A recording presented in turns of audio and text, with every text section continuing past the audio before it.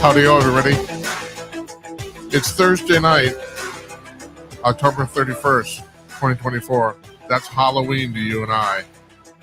It's 9 p.m. on the East Coast of the United States,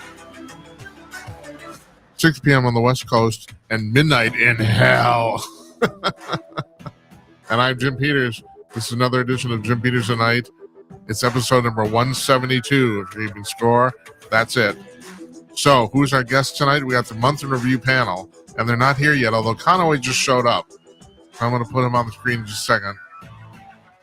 And Don ZORRO and Larry Newman. And Don texted me a few hours ago, and he said he had no power in his house, so he wasn't sure if he's going to be able to get on tonight or not. So, in honor of that, I have dressed as Don ZORRO. Hi. I am also Don ZORRO. Everyone's Don ZORRO. Oh yeah. So, all right. I'll wait. Tim, I'm gonna wait to put you on for just a second. I'll do some announcements here. So what do we got? So this coming Monday, it's election eve. I'm gonna do a solo show. It's not gonna be very long. We're gonna talk about just everything that's happened in the last year. We're talking about my predictions for the election, all that sort of stuff. We'll take your phone calls if you want to call in. Tuesday, election night, we're taking off. Now, I spent 2 years planning on whether we should do something for this. And I came to the conclusion that, what can I tell you? There's a zillion people doing it better than me, who have better budgets, more people, no matter who I got on here. I thought, well, no, I can't really do this justice. I don't want to do it half-assed. And so we're not doing it. So we're taking the election night off. Wednesday night, Jeff Meyer, the CEO and publisher of Calling News, will be here, and we will talk about what happened the previous night. Now, I have some sad news here. On Thursday night, we're doing a memorial show. Jazz Shaw, longtime contributor to this program, passed away last night. I just found that very sudden. I found that out this afternoon, and that's a great loss personally for me and also for this program too. I always said Jazz had the gig on the internet more like mine than any other person, and that is, as a reporter, he reported on conservative politics and UFOs. That's what he reported on, and so I'm going to miss him a lot. I knew he was in bad health. I knew he was having some problems. I didn't realize it was that severe. I didn't.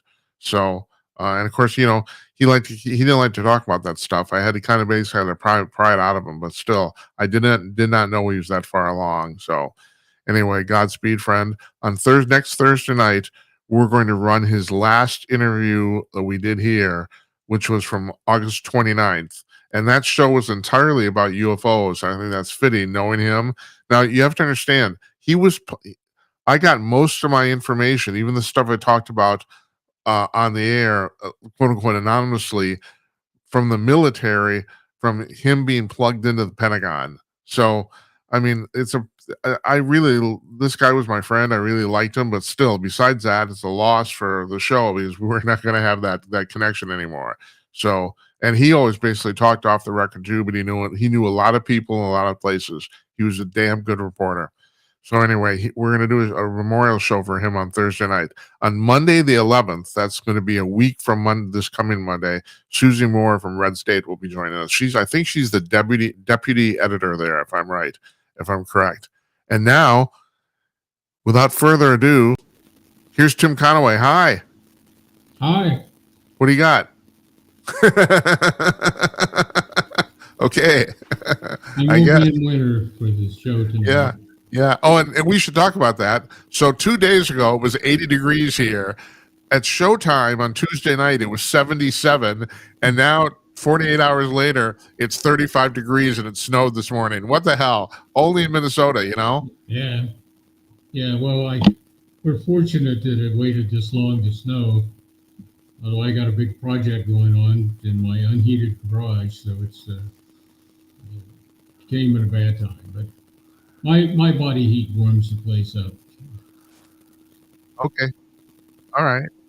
So I guess Larry's coming, and like I said, I don't know if Don's going to be here or not. He said he lost power in his house. So yeah, this snow we had today, that was about 4 inches, depending on where you live, but yeah, about 4 inches or so. But it was real wet and heavy, And I was talking to a friend of mine a little bit ago. He built this big tunnel for approaching his house with all kind of spiders and skeletons and uh, other spooky stuff for people to walk through for the Halloween. And the snow collapsed the thing. Really? Yeah, and the thing was, when he built it, he got up. He's a good sized guy, and he, got up and kind of hung from it to make sure it was sturdy. But the snow not on the structure, but on all the stuff that he had on it, uh, brought it down. So I'm not surprised to hear that there's some power failures, of snow weighting down on the lines and stuff. But Well, my girlfriend and Cara Levin, Polita Jensen, she said that even though in 1991 we had a much bigger snowstorm, that because there was rain involved in this too, this is the wettest Halloween on record here. Yeah, we got well over an inch of precipitation. Yeah, so. Yeah, it was coming down. I can't, I don't have any windows in my garage, so I'm working on stuff, and then come in the house for something and look out, and it's awful. That's what I got to say. Awful. I do not like winter. This kind of winter, anyway. But we're stuck here, so snowed in. Yeah. Yeah. So what's new with you, other than that? Yeah. Oh well, not a whole lot of same old stuff. Building some things here, trying to get much stuff done as I can before the winter comes. Although I'll be next few months, I'll be able to work okay. It's bad, and when it gets, my garage is insulated, and I've got a little heater I run in there, so I can do that, and doing stuff with the lions. That's my main pastime, and I don't watch the news, but my wife does, and so I get all the details. Usually while I'm trying to work the crossword or something. And other than that, I'm blissfully unaware of everything going on. I hear there's an election coming up. Yeah, I guess there is. Right. That's right. But, yeah. You were running at one time. Yeah, one time. Too bad it didn't. This would have been the time for a strong third-party candidate to make a push, because a lot of people don't like either one of the two-party candidates that have the stranglehold on the federal elections. But yeah, we'll see what happens. I'm not working as an election judge this year either. You said you are or aren't? No, I'm not. You're not? Yeah, first time in a long time. But I had not opted into that because I thought I, might have the conflict. And then I'm glad now. I don't expect a whole lot of shenanigans here in Minnesota, but you never know what crap the judges will have to deal with. So we seem to be quite pure here, and you and I talked about this before. Technically, we have the single best system. I mean, there's several other states that use this system, but it's the best one by far. Yeah, it's not hackable. It's a direct connection. And there are a lot of checks and balances and stuff.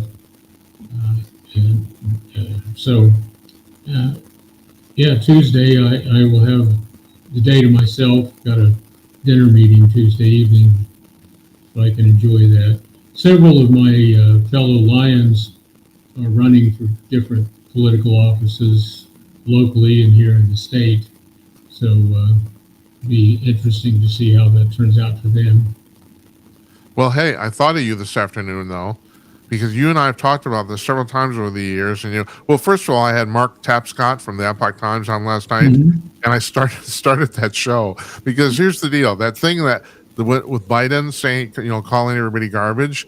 I have a very hard time believing that wasn't deliberate. I mean, it's like if you want to torpedo somebody's campaign, that's a fantastic way to do it. And not only that, nobody remembers what she said in that closing argument speech she gave on the mall. No one remembers now. All they're talking about is this. So what I told him is that I said, well, okay, I got two people in my life here. Jeff Meyer tells me there's no political coincidences ever, that everything's deliberate. And I said, well, you, Tim Conaway, have been telling me for years that I give these people way too much credit and they're not that smart. So we had a nice discussion about that. But the reason I thought of you today is that, for years I've been saying I think there's some secret server somewhere where all the liberals log in to get their marching orders. And once again, you said, oh, they're not that smart. They get put together. Well, it turns out, Tim, there is, and somebody found it. Yeah, somebody from the Federalist, actually, it's a Discord server, and I don't know if you know what Discord is. Yeah. It's a public forum program, but you can keep it secret, and apparently they stumbled into it and they found it. And so, yeah, that's where all the liberals go to get their liberal talking points. It's unbelievable. I mean, yeah. Well, that sounds like something that I don't know which generation it is now, Z or AA or whatever one is out there, but something that somebody in that group came up with so that everybody could be on the same page. But, the real movers and shakers behind the party are not on any social media platform. I'm sure you're right about that. That's true, right? Yeah. And, it's like we used to say, all these people meet at 3 a.m. in a cave in secret, that are running these cabals that run everything.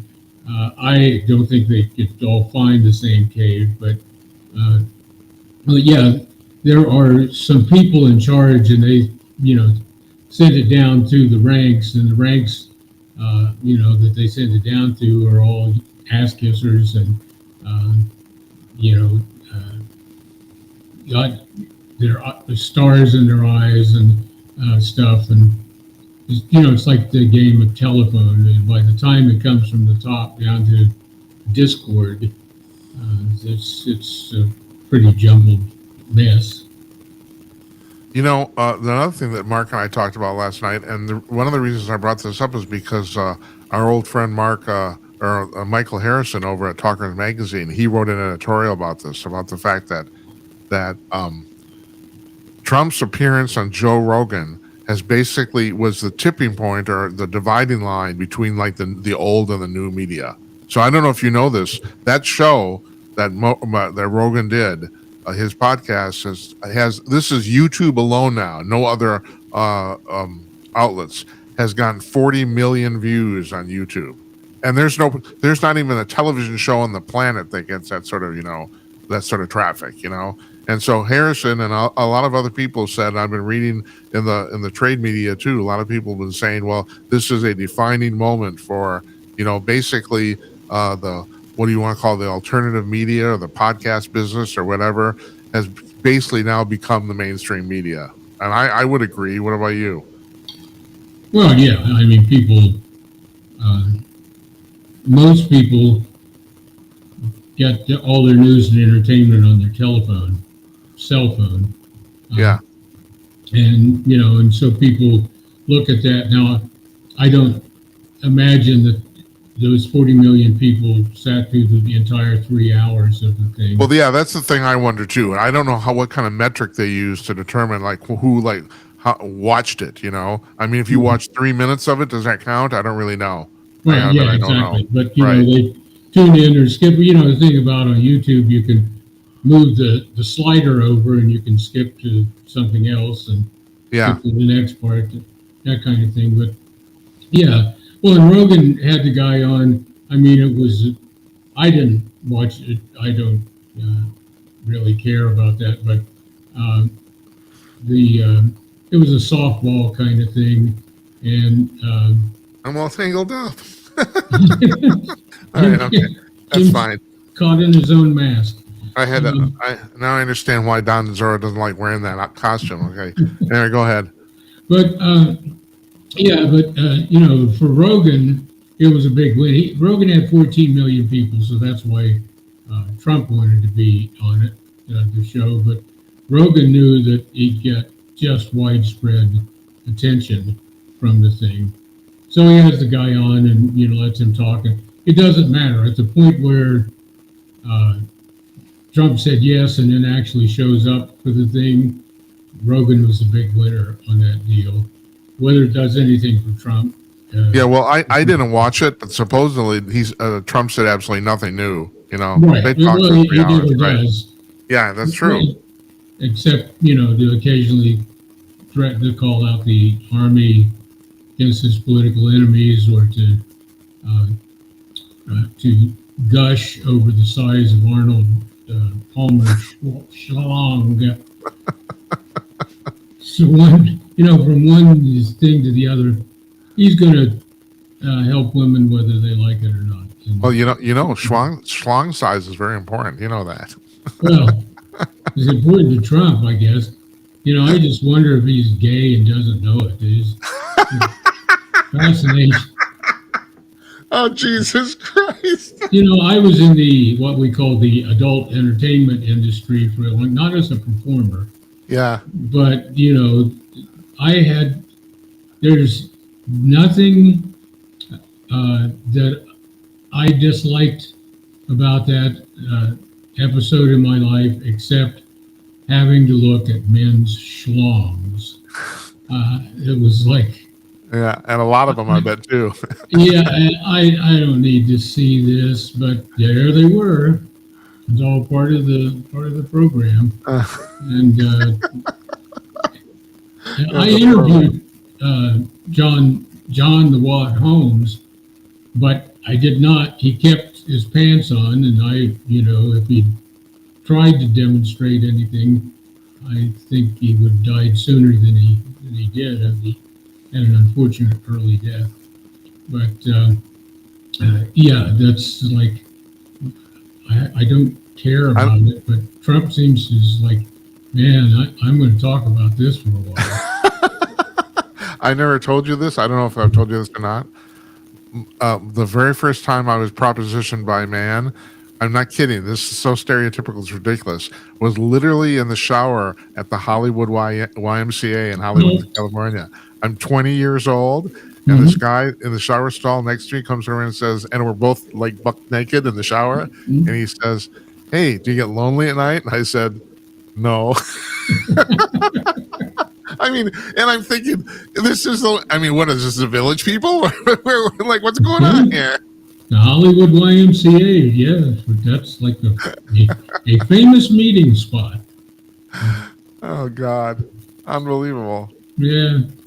Yeah, I think there was a guy, was it there? I knew a guy who was a hairdresser who, while he was working his way through hairdressing school, one of his jobs was handing out these little medicine cup-size helpings of Vaseline at the YMCA. So I should figure out what that was all about. But I thought, what a swell job to have. Well, excuse me for revealing like my age here. I'm an old fogey, but if you were a straight man going to hairdressing school, I bet you'd get a lot of action. Oh yeah, if the other people were women, oh yeah, it's like being a straight guy in San Francisco in the 1980s. Yeah, that's right. Yeah. I'm having pumpkin pie, the Costco. There we go. Yeah. Yeah. I can't tell. It looks like apple from here. Well, yeah. There's a pumpkin. That's crushed. Or a Belgian waffle. I don't know. Costco has those 3.6 pound pumpkin pies, which I call a single serving pumpkin pie. I got one for myself the other day. So I should mention, if anyone wants to call up and talk to Tim and or I or both of us, you can call us at 563-999-3435. Yeah, it looks like pumpkin now. It's good. Yeah, you're doing good. Actually, I've never really cared for pumpkin pie myself, but whatever. Oh. I'm in the minority. Yeah. Well, Costco also has these maple butter pecan, 6 layers of mousse and fudge and all Yeah, and they're about kinds the of stuff. size of hubcaps, aren't they? I mean, Oh yeah, what you oh get yeah, $6, you get a pie about a foot, a yard wide or something like that. I don't know. yeah. Like And only in America. those are delicious and devilish. Yes, they are. They are. So, well, Larry's not here, but you're here. Mm-hmm. So I did actually make some few talking points today because, in case we ran out of stuff to talk about, which I doubt we would. But, okay. So now, did you see this? You said you haven't been watching the news lately about Biden biting babies at the Halloween party at the White House. No, I missed that. My wife missed that one. I didn't hear about it. So he did. They're bringing a bunch of little toddlers through, and he's chewing on kids. Now, okay, here's my thing on this. I mean, you have grandkids. I have a bunch of nieces and nephews. I don't think there's anything per se wrong with that, but he's the president. And I don't know in the presidential capacity if he should be doing that. That's the thing, Yeah, he's chewing on children. This guy, I mean, he keeps showing up, even though we're all done with him. And when he shows up, he manages to step on his dick. Every time, whatever it is he says or does, it's creepy old Joe or something stupid. So, the good news in all this is we only got 4 more months of him, we'll be. Well, you have this. I have the distinct impression he's checked out already mentally. I mean, he doesn't care, which is terrible because the thing, we got a country to run. But whatever. But he hasn't been there the whole 4 years. That's true. You're right. He's been on vacation. He's taken a nap. They trot him out every now and then. Never goes into the press room to talk to people. I mean, he's the first guy that I remember who didn't come out, at least once every 2 weeks to talk to the press there at the White House press corps. Well, I don't know if you follow this, Tim, but he did do it a couple of weeks ago for the first time ever. And the reason that made the news is because he went into the press room at exactly the time Kamala was starting some town hall somewhere and wiped her off the cable map. I mean, her town hall has been carried live, and that's why I get back to the thing. I can't, at this point, I do not believe this can be coincidental. I don't. Like, he walks in, and for the first time ever, it's the only time he's ever done it, 3.5 years, he walked into the press room and took questions spontaneously, Yeah. Oh, yeah. Well, I think he's really pissed off. A little? Well, yeah. I think he's royally pissed off. Yeah, that they shoved him aside and said, let her do this stuff. I'm sure that he never liked her. It was just a political convenience to have her on the ticket. And supposedly his wife hates her guts. So. Well, yeah, I think Jill is probably one of the nastiest pieces of work around. So, step up and make a mess of things. And which is, these guys, we are scraping the bottom of the barrel and not scraping up the dregs from the bottom of the barrel. We are scraping the actual barrel itself. Yes, that's right. Now, to get what might have seeped into the oaken planks for all of these offices, it's really sad. And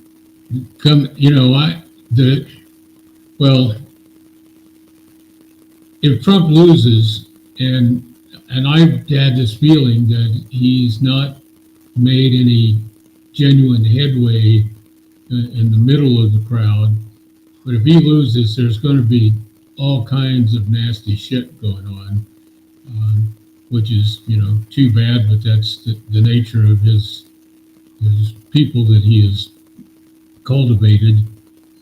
And if Trump wins, there's going to be some real nasty shit come January. Hey, Tim, hold that call. We have a caller here. I'm going to take it. Hi. Yeah, how you doing? Yeah, happy Halloween, man. You too. Go ahead.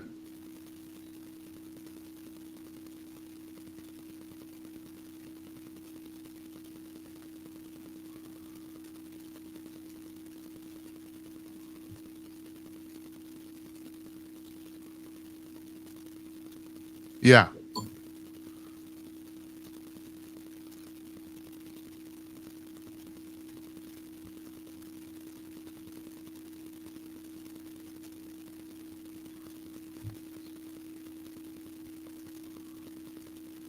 Right.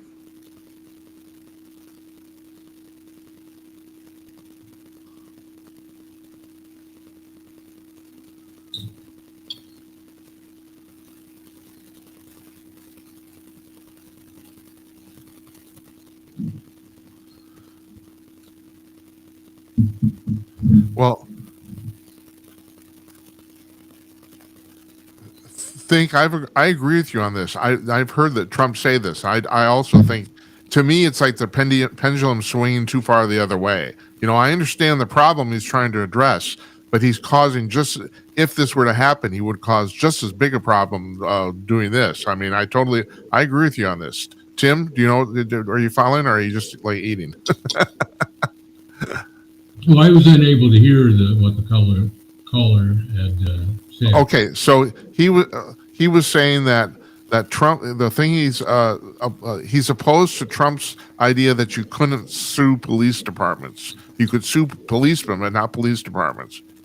And I just think that just causes as big a problem as that we have now, you know, and Think does too. That's his point. Well, yeah. Police departments are part of the city organization, and you can... Hold it, just a second. Say again, Thick, what was that?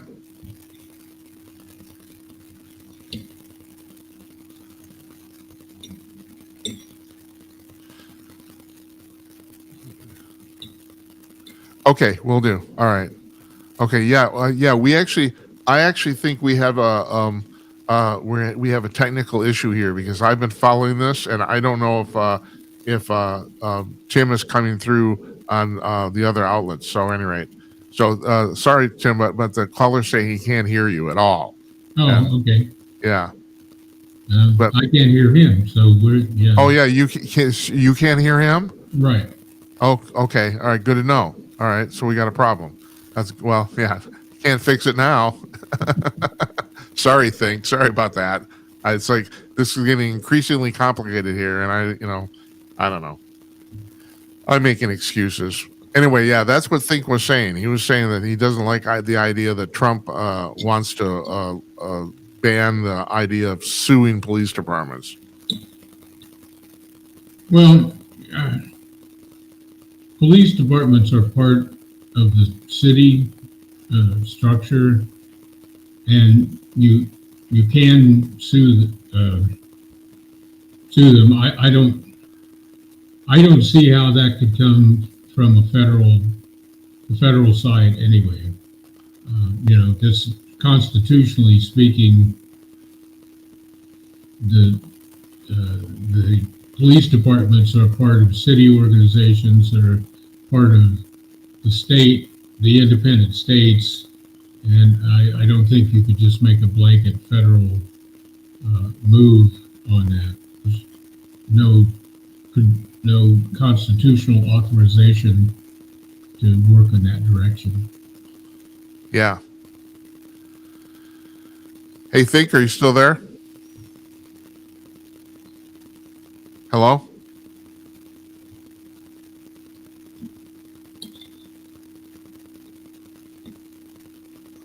Okay, all right. So, yeah, I can hear you. I'm sorry for the problem. I'm trying to figure out why this is actually happening, but right now I don't have any ideas offhand. So, because I did test for this the other day, and the previous time you called in about a week ago, that was all working fine. So I don't know. I don't know what's going on. What are you doing for Halloween? Do you know? Anything? Drinking?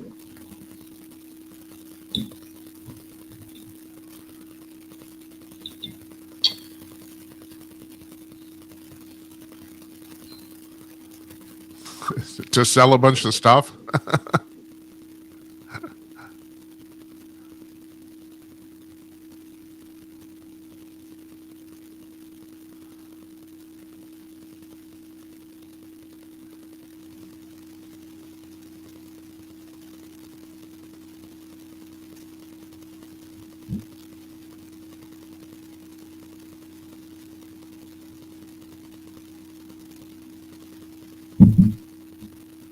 Yeah.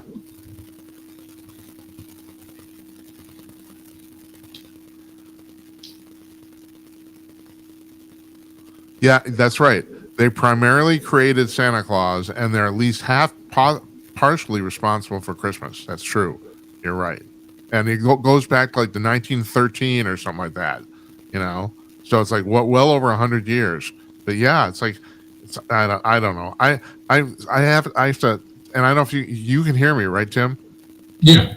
Yeah. So I went to get my stupid little mustache here. I was going to go to Party City in Roseville, Minnesota, and I couldn't. I made a wrong turn, and I'm in front of Hobby Lobby, and I've never been to Hobby Lobby before. And I thought, all right, I'm going to go in there. All right, I'll see what they got. So I went in there and I said, "Could you direct me to the Halloween stuff?" And she says, "Oh, sir, this is a Christian store. We don't do Halloween here." And I thought, no, really, seriously, it's like it's a secular holiday, man. It has nothing to do with anything. I mean, to your point, what is the point of this? Boo. It's like shit. So, but apparently, it's like the devil or something. I don't know. So, I was not helped. Sam Hain. This is, all of the Christian. Hold on. No, go ahead. You go ahead. I got to play traffic cop here.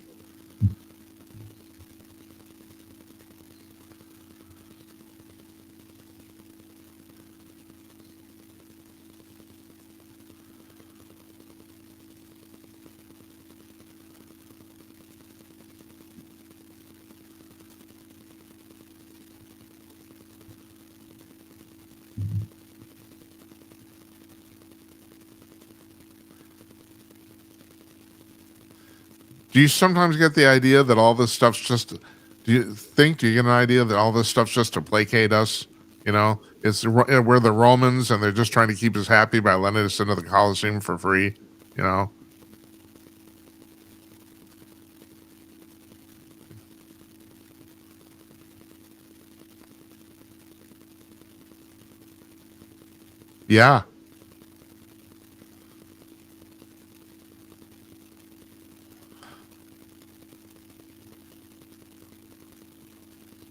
Maybe. Right. And you're going to end up eating half of it, right?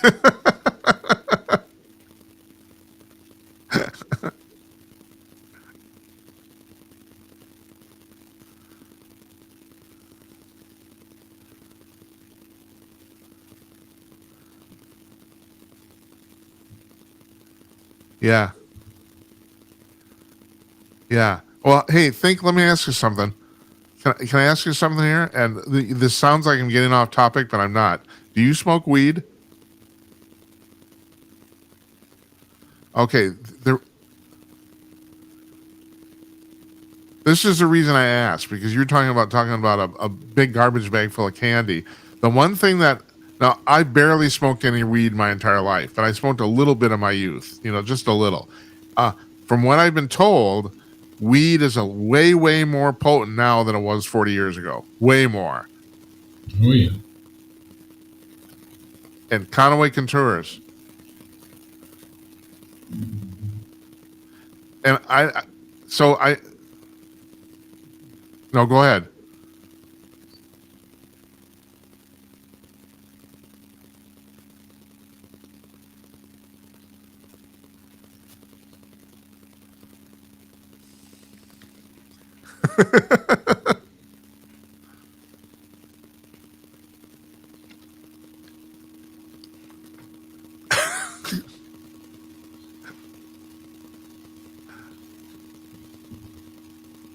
Yeah.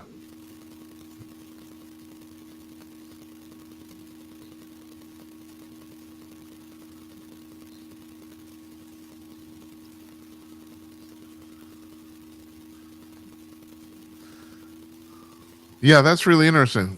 Tim, do you know anything about that? Think says that he thinks that the stronger the smell of the weed, the more THC content is in it. Do you know if that's true? Well, I mean that makes sense. Uh, the And probably true. I'm assuming you don't smoke weed, do you, Tim? I haven't for a long time, and I every now and then think that it would be nice to toke up and kick back, but uh, I'm different than I was 30 years ago, or whenever the last time was, and so I wondered, well, what would the effect actually be for me? I'd probably just fall asleep and. I never handled it well, so that's the reason I did it maybe about 100 times in my 20s, or no, not 100, a dozen in my 20s and 30s. It made me sick. I just couldn't do it.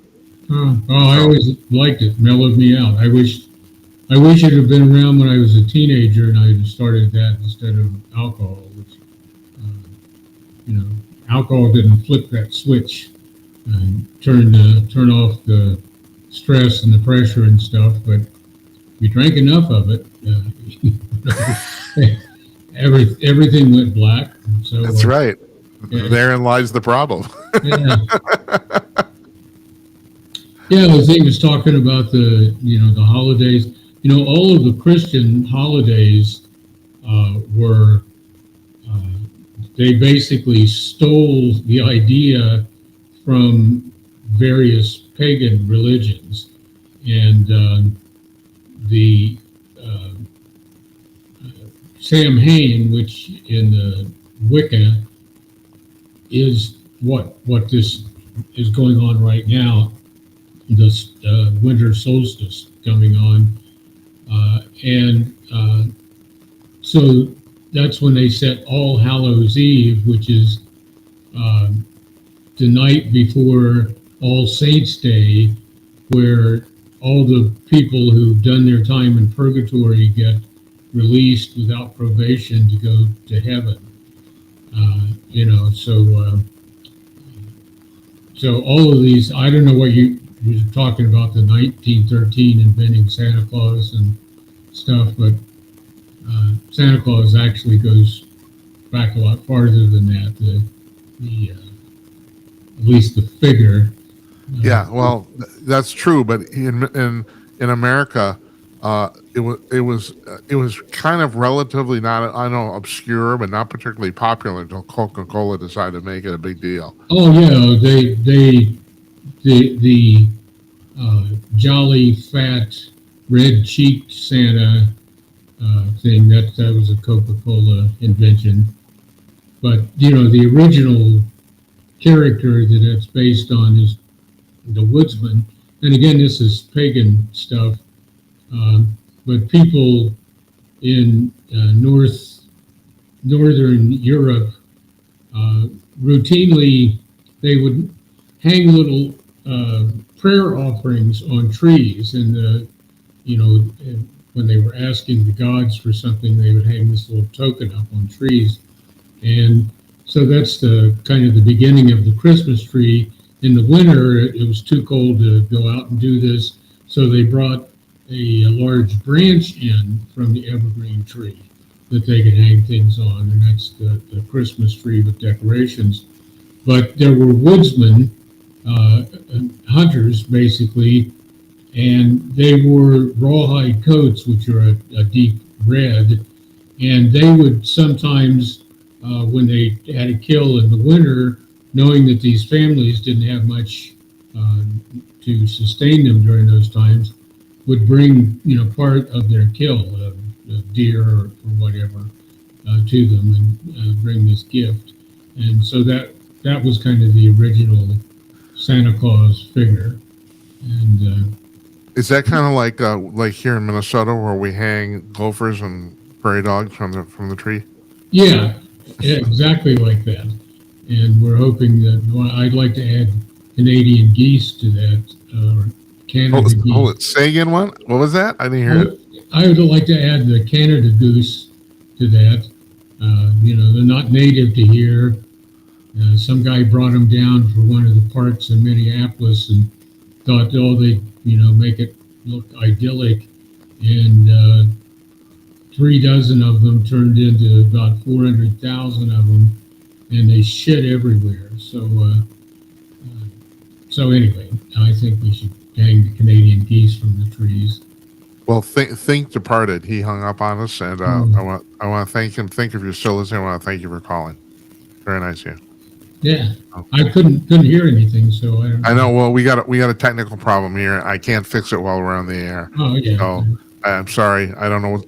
I don't know what's going on, but I know what the problem is. So I got to figure out what's going on. It's all that technical stuff. It's amazing. It's amazing any of this stuff works at all. Yeah. It really is. I agree. It's I've been with you during you going through all this technical stuff, and it's like if I can remember the 10% that I need to get my part done, then I'm doing great. Getting back to the thing we were talking about, podcasting going mainstream. The problem, and I've read several articles about this in the last few days too. So, I guess there's a question about what we're doing this very moment, whether this is a podcast or not, because it's live. Now, there's video podcasts, everybody knows that, and it started out in audio, but this live thing is kind of a hybrid beast or whatever. I don't know. It's like there's no one really knows how to categorize it, and there's no real word for it yet either. There isn't. Well, I thought when podcasts started out, they were live. No, they weren't. They were recorded audio shows, literally just recorded. 20 years ago, they probably recorded on a tape recorder and then uploaded to the internet. So. I thought that there were quite a few of them that were live. Oh, there are quite a few live podcasts, like what we're doing, but they still aren't really considered podcasts. Now, like this show's automatically recorded. So as soon as we're done, it's posted as a podcast, but the live version of it, the live broadcasting is really kind of like a hybrid in between thing. Nobody really knows what to do with it. Oh, well, we'll have to come up with some kind of name for it. And since it's a technological thing, we'll have to do what all the technology people do, is take an existing word and apply it to this, even though it won't mean the same thing as the existing word. And that way, when you try to explain it to people, they'll be confused. That's my take on technology. Yeah. Yeah, I got some. Hold on just a second here. Oh, you'll find this interesting. This was just on the news this evening, a couple hours before we went on the air here. Russia, this would be the country of Russia, has sued Google for for $2 decillion. Now that's a 2 with 32 zeros behind it. It's about twice as much money as exists on the entire planet. So and that's for cutting them off of YouTube. Russia today has been taken off of YouTube, and they're suing. And the state of Russia, the country of Russia, is suing YouTube for 2 plus 32 zeros. Well, and what court is this in? The court of international technology, or? Well, that's a good question. I don't know if anybody knows. And even the Russian spokesman said, "Yeah, we know this is kind of ridiculous, but we're trying to get their attention." Well, I don't know. It's like when you do something that's complete. It's like the old what was the thing? Austin Powers thing, where Dr. Evil says, we want $1 million, and everybody laughs. It's kind of the opposite. It's like no, everyone's laughing. Well, Google and Microsoft control the world, so I don't expect any bad outcome for them. The two major players in the tech arena, and Google and Microsoft, there's a kind of a secret techno war going on with those. Because if you open a Microsoft Word document in or any of the Microsoft Office documents in a Google Drive, it breaks up all the formatting automatically, as if it intentionally makes it look stupid. And I know that I share stuff with I'm on the board of directors of a foundation, and so I will share stuff on there, the Microsoft document, and then people will open it in Google Drive, and they say, well, this formatting is up. I can't you get these things to line up? Yeah, you have to download it, open it as a Microsoft Word document, and see it as Microsoft Word. Even if you open a Microsoft Word document as an attachment in Gmail, which the G stands for Google, it breaks up the formatting. So yes, a secret techno war between these people. They probably have 1,700 people on each company whose job it is to make sure that one makes the other look bad. Because that's techno world. Well, you want to talk about technology here, and I still find this amazing. So, the Voyager 1 and 2 spacecrafts launched in 1977. They're both still running. What's that, 46 years later? Yeah. One of them is way, way out of the solar system. Just out of the So that's Voyager 1. They lost contact with it about a year ago, and they didn't reestablish it till they reestablished contact in April, and then they lost contact again, and they thought it was done. They thought it was over. Well, believe it or not, they've connected with it again. It's still running. Yeah. And one of the reasons it's still running is because it has a nuclear drive. It's using nuclear fuel to generate electricity. It apparently has the ability to generate electricity for thousands of years. Unless it gets damaged or something like that, it's going to continue running. And here's the other thing too. I find this amazing. The signal from Earth to that far off object way out of the solar system right now, one way, that takes 23 hours. Yeah. So they send a command 23 hours, and then they wait another 23 hours to get an answer back. It's like, my God, it's unbelievable. You know? Yeah, and it's like you say, it was built all those years ago when these guys had slide rules, and the stuff works. Now, you can't. You send something up, and it might not get there, or you can't send people back on it. Those two people that are sort of trapped in space because Boeing get their crap together. Yeah, they just completely shit on themselves with everything. Their planes, of course, all these, when we hear about these planes with the part coming off and this coming off, and they're all 27 years old, and they've flown 60,000 times. And if a plane takes off 60, the takeoff is the hardest part of the hardest physically on the craft. And if you take off 60,000 times, stuff's going to come loose. There's going to be a problem. But yeah, Boeing can shit on themselves, and SpaceX. I'm glad that the federal government has seen fit to give Elon Musk $1.2 billion for his SpaceX program, because otherwise the guy would have had to come up with the money himself. And what would he have done? Shine shoes or something? The great believer, Elon Musk, another one of these. Yeah, but did you see this thing where I found this amazing enough. So they figured out, and now they do this regularly. So they launch these rockets, and the two booster units on each side of the rocket, now they land them, which I find, and it's like, it's like freaking amazing. They land standing up.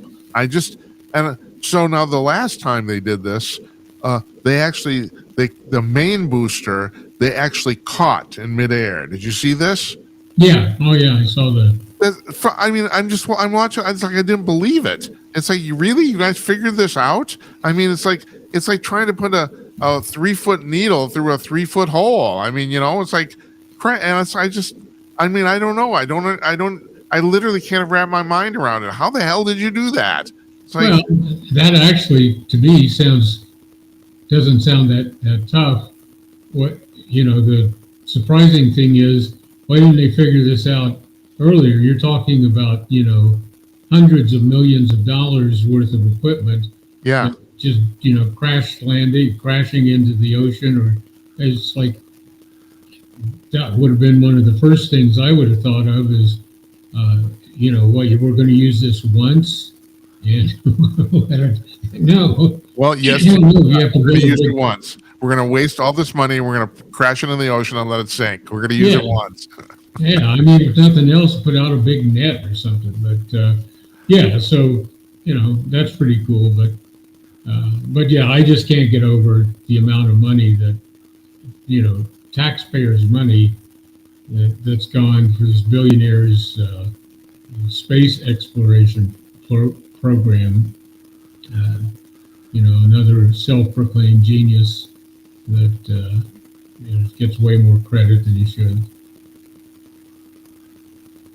The thing about the catching the booster too is that was the very first time they ever tried it, and they weren't expecting it to work. This that where because they thought, just like you're saying, they thought we'll lose a few before we figure this out. It worked on the very first try. It's freaking amazing. Now the other thing that was in the news today that's kind of related to what you're talking about too is Google has now said that a quarter of the code they generate to run all their services is now generated by AI. Now, but this was the amazing thing. That doesn't surprise me at all, because I know how that works. And the problem is, and this is the reason I've been able to develop so many large scale systems. I don't write a lot of code. You get a module, you plug it in. Somebody's already done it somewhere. So it doesn't surprise me that the AI is able to do this. What does surprise me, they said they have more errors. They have more coding errors from the AI than they do real people. That surprises me. Well, yeah, because AI can't think. I mean, the key word in artificial intelligence is artificial. It's no better than the programming that made it. And they say, reach out and grab all these things and put them together into something that makes sense. Whoop. It can do that, but there are so many things that it's so many opportunities for coding to overlap that one line cancels out another line, 3,000 lines down the road in the program. So, AI. Well, and you did a great episode with Michael Harrison. You mentioned him earlier, talking about AI and the reality of it. But it's highly overrated, and unless you have a very precise and limited group or container of information, the broader you reach out, the less critical you are about selection of the material that's included for AI to use, the more problems that there are going to be. So have you seen this, that Tesla now is going to actually they're going to introduce next year the first real self-driving car. I don't know if you've seen this. So I'm not excited. It was about 10 years ago that they said, in 5 years we're all going to be in self-driving cars, and 5 years later it was, in 6 or 7 years we're going to all be in self-driving cars, and then they basically stopped talking about it because it doesn't work. Yeah, well, that's the reason I brought this up. Would you trust that? No, I wouldn't trust them now. And again, if you had a team of very very good engineers working out all the programming and taking to account all the things, like, oh, it won't hit another car. That's great, but it'll hit a pedestrian because That's right. it doesn't recognize. And nobody thought of that kind of stuff, or a guy on a bicycle or whatever.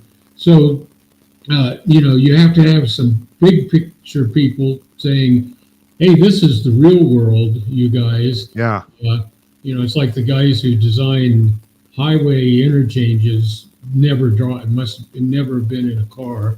Yeah. I hope they spend eternity stuck in some of those things. But, you just, hey, this is the real world you're dealing with, and all the different kind of situations that you have. And the other part of it is, I'm not on the road every day anymore, which I'm glad of, but there are many people who cannot operate a motor vehicle. They just don't know basic motor vehicle operations. And then there are a lot of people who don't know how to drive in traffic. Maybe they can move the car around all by themselves, but when they're in traffic, they have absolutely no clue what they're doing. Yeah. So if you mix in the cars that can drive themselves with the people who can't drive, the cars that drive themselves are going to run into all kinds of things that. And not only that, I'd always heard, and I had never heard anything about solving this problem, that the last problem they had with the self-driving cars is getting them to drive through snow, because they can't see through the snow. Right. So, and of course here in Minnesota, that's a big deal, I mean, I thought we'd be the last place that would get that for this reason alone, I mean, California, Nevada, I can see it, weather's pretty good most of the time, but you get these cameras and they got to look through snow, and radar and stuff like that. It's just a mess. I don't know. But, to your point about people can't driving in traffic, that's one of the reasons. It's not so much that I think the self-driving cars would be safe per se. I think they'd be just as safe, if not safer, than the average person. well, yeah, there's that. I mean, at the point where you've got all, mostly self-driving cars on the road, that's going to be really safe. But there's still a lot of work to do. I was real excited. 5 or 6 years, down the road, and then the 5 or 6 years comes, and it's 5 or 6 more years, and now it's like, then now Tesla says they're going to have one that'll do it. Well, that's great, but you've got to shift the entire culture of the automobile in America to the self-driving car, and that's going to take a long time in and of itself. Yeah, you're right. The transition period is actually going to be the really tough part. If most of the cars were self-driving, it would probably work okay, right? Yeah. But if you have half self-driving and half humans, oh man, it's like it's going to be I don't know. It's something that I'd hope for, because I've been driving, for 60 some years or 50 some years, whatever it is. And I do most of the driving. Most of the time when I'm in a car, I'm the driver.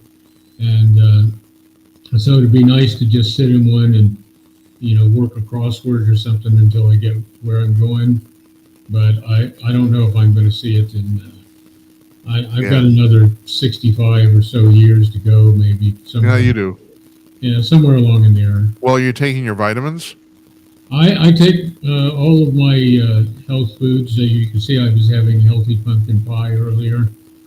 And my vitamins, I have my one Mexican soda every evening. Yeah, well, that's not bad for you. It's Mexican.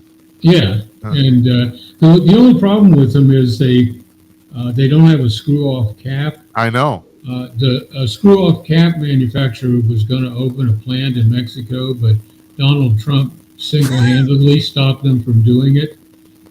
So he kept that screw-off cap technology right here in America. Well, first of all, I'm totally with you. I love those Mexican sodas. I love them. And I know you're right. But, If you got 65 more years left, I think that brings you up to about 135, doesn't it? Am I right? 137, yeah. 137. Oh, okay. Sorry. I'm figuring 137 is the number. Yeah. Go for it. Well, you'll be able to run for president again. Yeah. Yeah, well, we'll see what kind of mess we've got. You got some time. Yeah. You can run against Gavin Newsom. Yeah, in 2020, whatever it is, 2028. Yeah. We'll see what get some pomade for your hair, you'll be great. Oh, yeah. Yeah. I'm going to let you go, Tim. We're done. Okay. All right. Screw those guys. They didn't show up. Hell with them. Yeah, they probably had technical difficulties. Yeah, they probably did. No, I mean, yeah. So, Manny, or sorry, I'll skip that. One of the guys said they couldn't get online because of no power. So I don't know. Maybe Larry had the same problem. So, Yeah, could be. Well, it's fun. It's always fun being on the show. Good luck with your stuff coming up. Sorry to hear about Jazz Shaw. He was really a sharp guy. I mean, he was. I know. I only talked to him a few times, but man, I was really impressed. So that's a big loss. Yeah, it is. It is a big loss. Yeah, for a lot of people too. Yeah. So. Yeah. Okay. Well, I will sign off then. And, I'll tell you what. I'll just can this year. We're Monday. We got a solo show for election eve. Tuesday we're off. Wednesday we got Jeff Meyer, and Thursday our memorial show for Jazz Shaw. That's what we got next week. So right. Tim, thank you. You bet. I'm Jim Peters. He's Tim Conaway. And good night, Esperanza. Good night, Uncle Donnie. And good night to you, wherever you may be. We'll see you. Take care.